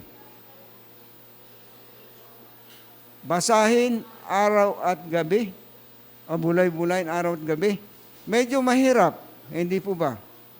Pero, kung desire na ng puso mo na pag-aralan at pangunahin ito sa buhay mo, hindi na po mabigat, magaan lang. Pinupuri ko ang Diyos sa buhay ng asawa ko. Hirap na hirap siya magbasa dahil lumalabo yung kanyang mata. Pero, nagtsatsaga siya magbasa ng salita ng Panginoon sa intensyon na ibalik ng Panginoon ang linaw ng kanyang paningin upang muli niyang magamit ang kanyang buhay, ang kanyang lakas sa pag-aaral ng salita ng Panginoon. Alam niyo yung misis ko, nalulungkot niya kapag hindi nagbabasa kasi hirap na hirap siya sa mata niya. Pero ngayon, dahil sa nag-order kami ng pamatak, ay nakakatulong naman at yan, ma-observe ninyo, nakakapagbasa-basa na siya ng kaunti. Pero meron pa rin hirap. Kaya siguro within this week, papasukatan namin ng salamin para sa gano'n. May angkop na salamin para mabasa niya mabuti yung salita ng Panginoon. Kaya purihin ang Panginoon sa ginagawa niya sa buhay ng asawa ko. Binibigyan siya ng linaw ng mata at sinisikap naman niya sumunod sa kalooban ng Panginoon. Purihin natin ang Diyos. Ang tanong nga kanina, paano ba natin ginagawang priority ang pag-aaral ng salita ng Panginoon? Ang tugon po niyan, nasa sa inyo na. Hindi ko na kinakailangan hilingin sa inyo. Nasa sa inyo po yan. No? Basta ang order dito, make it our priority sa pag-aaral ng salita ng Panginoon. And lastly, ito ang medyo mahirap yata. Demonstrate or put it into practice, verse 8 and verse 10. Ang sabi roon, sa verse 8, huwag mong kalilimutang basahin ang aklat ng kautusan, pagbulay-bulayan mo ito araw at gabi para malaman mo kung paano mo matutupad na mabuti ang lahat ng nasusulat dito. Kung gagawin mo ito, uulad ka at magtatagumpay. In verse 10, anong sabi dito? Kaya inutosan ni Josue ang mga pinuno ng Israel. Anong inutos? Sinunod kaagad ni Josue ang pinag-uutos ng Panginoon sa kanya. He put it into practice immediately. Yung pagsabi ng Panginoon, gagawin mo yan, dahil binigyan siya ng pag-asa ng Panginoon. Gayon din naman tayo, mga minamahal ko sa Panginoon. At sabi ron, then you will be prosperous and successful. Ibig sabihin, kung susundin at ipamumuhay natin ang salita ng Diyos, tinitiyak ng Diyos na tayo ay magtatagumpay, ayon sa verse 10. Kaya mga minamahal ko sa Panginoon, napakahalaga ng application ng salita ng Panginoon. Hindi yung puro tayo ngaw. Pero yung gawa natin sa buhay, hindi nakikita na ito nga yung sinasabi mo. Ang kinakailangan sa salita ng Diyos na ating natutunan ay makita, maipakita at higit sa lahat maramdaman ng binabahaginan mo ng salita ng Diyos na totoo nga ang sinasabi mo. Pag sinabi mo, alam mo kaibigan, mahal na mahal ka ng Diyos. Hindi nga. Sabihin sa inyo ganun, kapatid, kaibigan, mahal na mahal ka ng Diyos. Bakit? Naranasan mo ang pag-ibig ng Diyos na sinasabi mo sa kanila. Pinapractice mo yung pag-ibig ng Diyos. Paano mo may papractice ang pag-ibig ng Diyos sa kanila? Na-share mo nga ang John 3:16. Pero yung buhay mo, nasaan doon? Nakapaloob ba? Doon sa sinasabi. Gayon na lamang ang pag-ibig ng Diyos sa sanlibutan kung kaya ibinigay niya ang kanyang bugtong na anak upang sino mong sasampalataya ay hindi mapahamak kundi magkaroon ng buhay na walang hanggan. Pag na-share mo yan, yung love of God na sinasabi mo mula doon sa salita niyan, dapat nakikita sa buhay natin na mayroon ng love ang ating sinasabi sa kanila. Yung application ng pag-ibig ng Diyos ay hindi more on feelings, but it is associated with action. Associated with action, kung saan dapat natin gawin ito. Mayroon kasing nagsabing, pwede kang magbigay ng walang pag-ibig, ngunit hindi ka naman pwedeng umibig nang hindi ka nagbibigay. Totoo o mali? Pwede mong sabihin, okay, love naman kita. Pero wala kang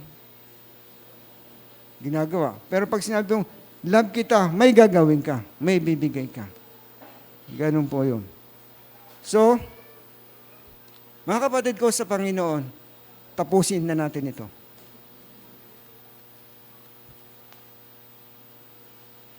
Kung ating pong lalagumin itong ating pinapag-aralan,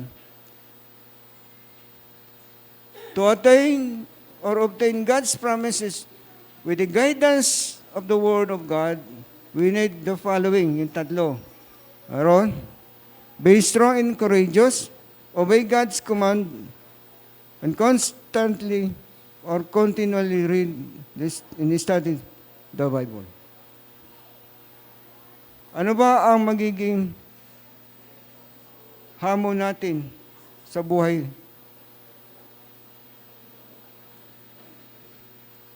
Ayun. Ang hamon sa paglilingkod sa Panginoon. Ang Biblia ay katotohanan. Ito ay salita ng Diyos at hindi kasinungalingan.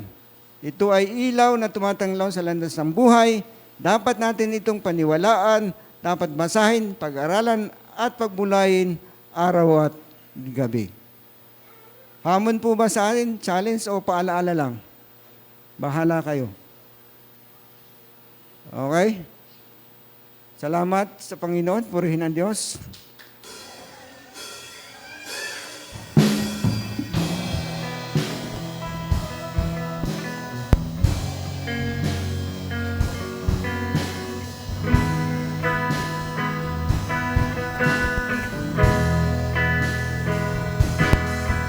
Your name is the highest. Your name is the greatest. Your name stands above them all. All thrones and dominions, all power and position. Your name stands above them all. And the angels cry, holy, all creation cries, holy,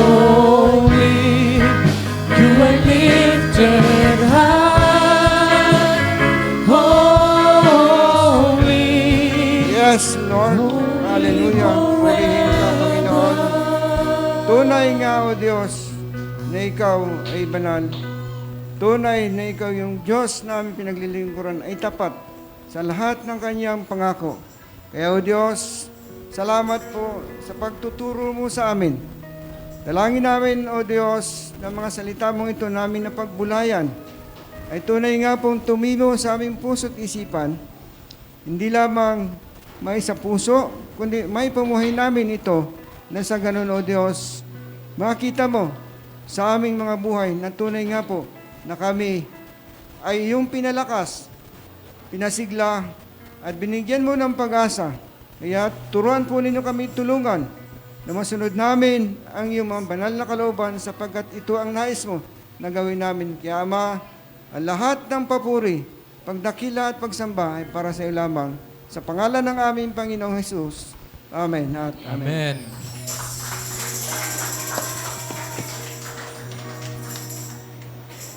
Buksan po natin ang ating mga Biblia sa 2 Corinthians chapter 9 verse 7 to 8 po. Ang bawat isa ay dapat magbigay ayon sa kanyang pasya, maluwag sa loob at hindi napipilitan lamang, sapagkat iniibig ng Diyos ang nagbibigay ng may kagalakan. Magagawa ng Diyos na pasaganahin kayo sa lahat ng bagay at higit pa sa inyong mga pangangailangan, upang sumagana kayo para sa mabubuting gawa. Yumuko po tayo at manalangin. Diyos amang makapangyarihan sa lahat, amin pong idinudulog sa inyo ang mga kaloob na ito, na idinala po ng bawat isa. I-bless niyo po, Panginoon, upang magamit ito sa inyo pang mga banal na gawain. Pagpalain niyo po ang lahat ng mga kapatiran na nagkaloob at ganon din po sa mga kapatiran na hindi nakapagkaloob. I-bless niyo po ang bawat isa sa amin. Sa pangalan po ng Panginoon namin na si Jesus. Amen.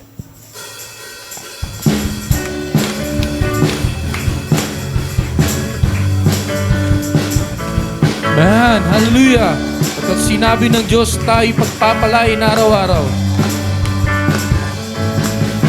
Sinabi ng Diyos, aangat ang buhay ko. Sinabi ng Diyos, sasagana ang buhay ko. Kaya't ako'y magsasaya, pagkat sinabi ng Diyos at sinabi niya, di ko bibitawan ang lahat ng pangako niya. Umaragasa! Lumaragas ang pagpapala ang aking nararanasan. Di ako magtataka kung ba't sa'kin napupunta. Mula Hilaga, Kanluran, Timog, Silangan, saan man mapunta.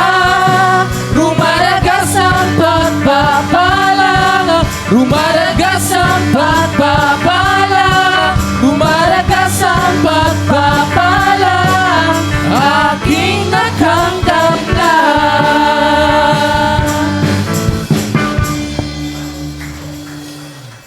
At ngayon naman po ay makatunghay po tayo ng family presentation mula sa Escala Family. Philippians 4 verse 13, I can do all things through Christ who strengthens me. Yeah. Sa akin naman po, Joshua 1:9, be strong and courageous, do not be terrified, do not be discouraged, for the Lord God is with you wherever you go. John 1:9, if you confess your sins, this is the just forgive us of all unrighteousness.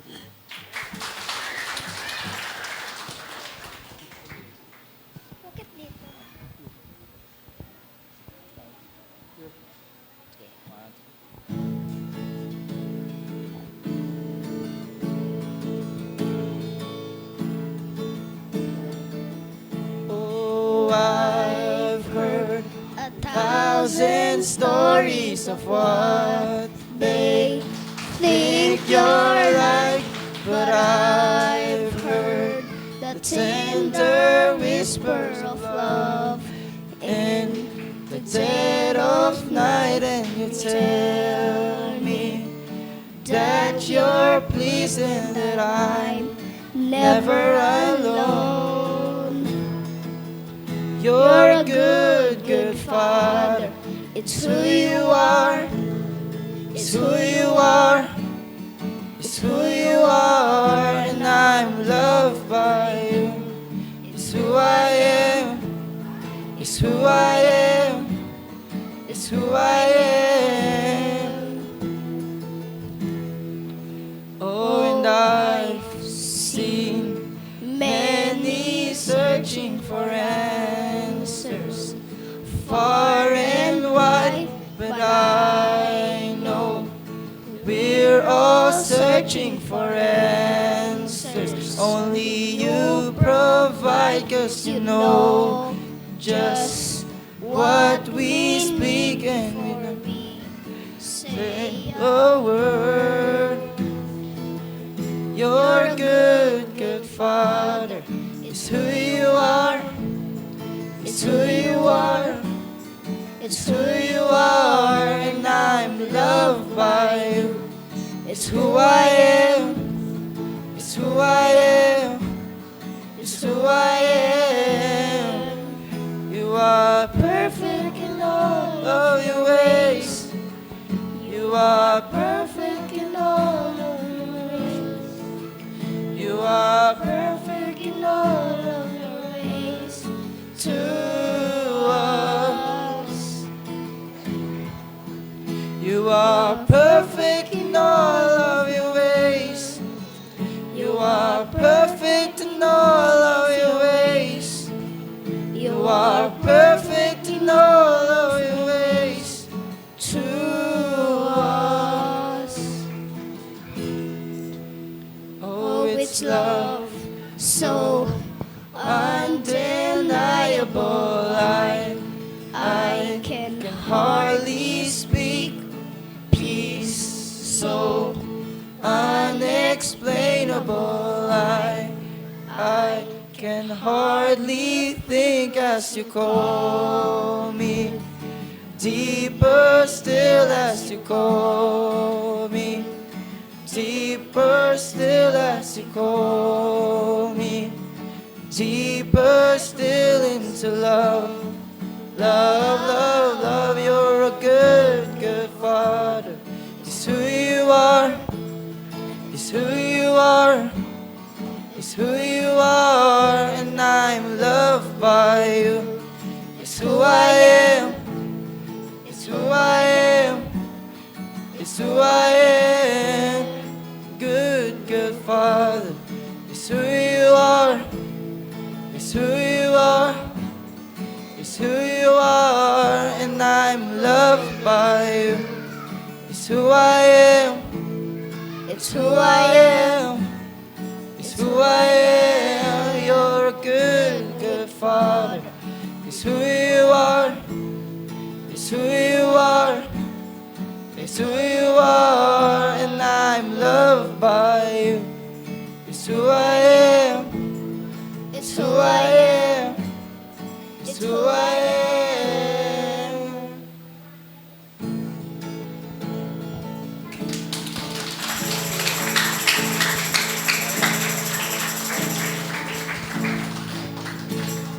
Thank you po, Escala family. At ngayon naman po, idadako na po tayo sa mga announcements. Schedule of services. Pre-service prayer, Sundays, 7:30 to 8 a.m. Sunday school, sabay-sabay na po yung adult, youth at young couples, 8 to 9 a.m. Worship service, 9 to 11:30 a.m. Praise and worship practice, Saturday po, 9 a.m. po nag-i-start. Intercessory prayer po tuwing Saturday, 5:30 to 7 a.m. Midweek service po, tuwing Wednesday, 5:30 to 6:30 p.m.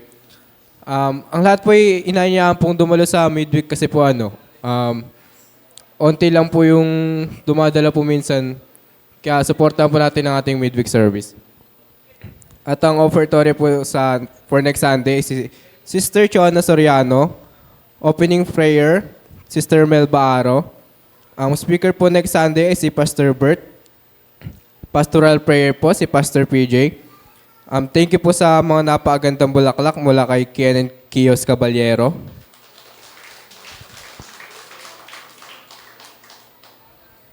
At ang next po na flower offering ay si Sister Nancy Almasan. Meron po pala tayong memorial service package for as low as 240 pesos per month. If interested po, kausapin nyo lang po si Pastor Bert. At meron din po pala tayong 5 pesos per day save challenge para po suportahan ng Project Hagay. Kung gusto niyo po mag-inquire, please look for Sister Miles lang po. At yun po, kung wala na pong additional announcement. Ay, meron ba po? Isang magandang umaga po sa ating lahat, mga kapatid sa Panginoon. Additional announcement lang po for later in this afternoon. Meron po palang may quick orientation and guidelines po for the upcoming presiders for this year after lunch po. So ito po ay bilang pagpaalaala lang po sa lahat po ng mga nagiging presider po. And at the same time, this is open po for those who are willing to be refreshed po. Kasi we cannot tell if somebody is, halimbawa wala, then yung mga presider natin na before, pwede silang maging presider for that week or for that month. Inaanyayahan rin po. And yung mga willing po na maging presider o hindi lang naman po every Sunday, like may mga anniversaries, may mga events, dito po natin masasaayos po yung pagtayo po natin, yung pagsasalita po natin, yung kung ano po yung mga flow sa program po natin. Lahat po doon ay i-discuss. And at the same time po kasi, para alam po natin yung gagawin natin in terms na merong taong kailangan palitan po, merong taong kailangan magpahinga for that time. Kasi hindi natin masasabi, may panahon na may sakit po. So, halimbawa, may mga taong, ikaw munang papalit, at least nakahanda po tayo and well prepared. This is part of training na rin po natin kasi ang kagandahan po kasi ng ganitong pag na-orient po tayo sa mga programa po natin sa loob ng panambahan, it encourages us na halimbawa pag magsasalita na tayo sa labas, na-hone din po tayo. May benepisyo din po talaga. Yun din po ang una ko nakita na kapag nasa mga part po tayo na ministry, this is a practice ground, training ground of the actual kapag lumabas na po tayo. Talaga nagagamit po siya. So mamaya po, may orientation po for the presiders na naging presider na before and at the same time, mga presider for this year, i-announce ko na rin po based po dun sa mga naging assignment. And if ever po na sabihin nyo lang po kay Ate Jenny, Sister Jenny or kay Sister Sarah, kay Mrs. ko po, kung sakali mang magiging available po kayo or hindi. Ito po yung listahan. Bali for this January, kasama po si Brother Kaden Arizala. Sa February po ay si Sister Jade Arcelon. Then for this March, si Brother JC Lising. For April, si Sister Chloe. Sa May po is si Brother Exodo Dongaran. Sa June po, Sister Merly Francisco. Sa July, Sister Alice. For August, it's si Angelique, Sister Angelique. Sa September, si Brother Dane. Sa October po, si Brother Vincent. Sa November, si Brother Jeris. And sa December po, si Sister Miles. Ito po yung for this year, mga nabanggit. Pero kung sakali man po na naging presider na rin po kayo and you are aiming to refresh yourself po sa pagiging presider o sa pagtayo po sa pulpit, it can be quick guidelines po uli sa atin. Pwede rin naman po kayo umattend. This is after lunch pag nakakain na po tayo para medyo hindi po tayo na-absorb po natin yung mga sasabihin po. And at the same time po pala yung may additional announcement po, pina-announce po ng atin pong Sister Jenny na yung sharing po ng dividends po sa co-op is for next week na po. Pag andito na po uli si Pastor Bert. So remind ko lang po na next week po is for the sharing of the dividends po ng co-op. Yun po. Ngayon po tinatawagan ko na po si Pastor Jan para sa benediction. Tayo po ay magkaloob muna. Nagkaloob na ba nila? Gamitin po natin yung paborito natin.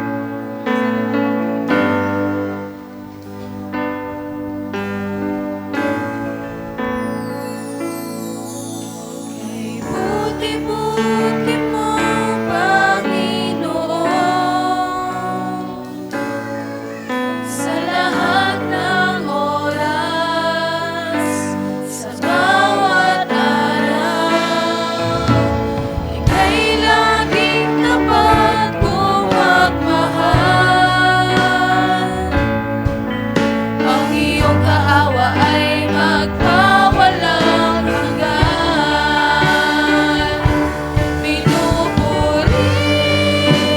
Sinasamba kita, dakilang Diyos at Panginoon. Tunay ngang ika'y walang katulad, tunay ngang ika'y di nagbabago. Mabuti ang Diyos na sa amin nagmamahal.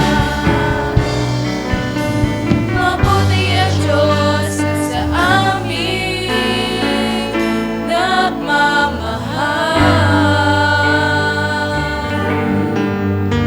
Opo, Panginoon, tunay na napakabuti mo sa amin. Kung kaya kami nagpupuri, nagpapasalamat, lalong-lalo na po sa iyong mga salita na iyo pong ipinahayag sa amin. Na tunay, Panginoon, na kinakailangan naming maging malakas kami, matatag, matapang upang amin pong mapagtagumpayan ang bawat hamon sa buhay namin bilang naglilingkod sa inyo. Kaya Panginoon, salamat po ng marami. Palaguin niyo po sa aming mga puso ang mga salita mo ito naming napakinggan sa ganung Panginoon. Magamit niyo kami sa gawaing ipinagkatiwala mo sa amin, lalong-lalo na po ang mga pinagkatiwalaan mo ng mga ministry ng iglesyang ito. Patuloy ka pong gumawa, kumilos sa iglesyang ito para po sa katuparan ng vision and mission ng iglesyang ito sapagkat tunay, Panginoon, na ikaw lamang ang aming inaasahan. Walang ibang Diyos kaming pinaglilingkuran, kundi ikaw lamang, O Panginoon. Kaya sa aming pong pagdulog ngayong umaga, nagpapasalamat po kami sa banal na presensya ng Santong Espiritu na sinagturo sa amin upang maunawa namin ang iyong mga salita at makapamuhay kami ayon dito, Panginoon. Kaya salamat po ng marami sa iyong ginawa sa aming mga buhay. Dahil dyan, Panginoon, amin pong itinataas sa inyo ang aming mga kapatid na ito na nakapakinig ng iyong mga salita. Ama, paintulot niyo po na kanilang tanggapin ang mga pagpapala, mga biyaya na nagmumula sa iyong mga salita. Ibigay niyo po sa kanila ang lahat ng desire ng kanilang mga puso, sa kanilang buhay, anak buhay, negosyo, ay maranasan nila ang katuparan ng mga pinapangarap nila sa buhay, sa kanilang ginagawa, sapagkat ikaw lamang, O Diyos, ang aming pinagkakatiwalaan ng lahat ng ito upang ang lahat ng pinangako mo sa amin ay aming makamtan. Turuan po ninyo kami at tulungan ng iyong kalooban ang siya naming masunod. Dahil diyan, Panginoon, ang aming pong pagbabalik ng kapurihan at pagwalhati ay aming pong isasaysayin sa inyo na nagmumula sa aming mga puso. Ikaw lamang ang aming pupurihin, sasambahin, dadakilain sapagkat sa iyo nararapat ang pinakamataas sa papuri, pagdakila at pagsamba sa pangalan ng Ama, ng Anak at ng Banal na Espiritu Santo. Amen at Amen.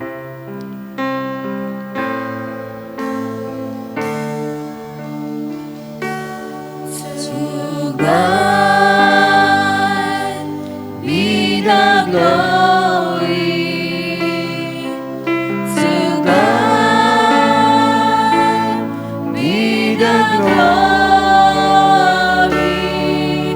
To God be the glory for the things He has done. With His blood, He has saved us. With His power, He has raised us. To God be the glory for the things He has done. Sa Diyos ang papuri. Magandang tanghali mga kapatid sa Panginoon. Purihin natin ang Diyos.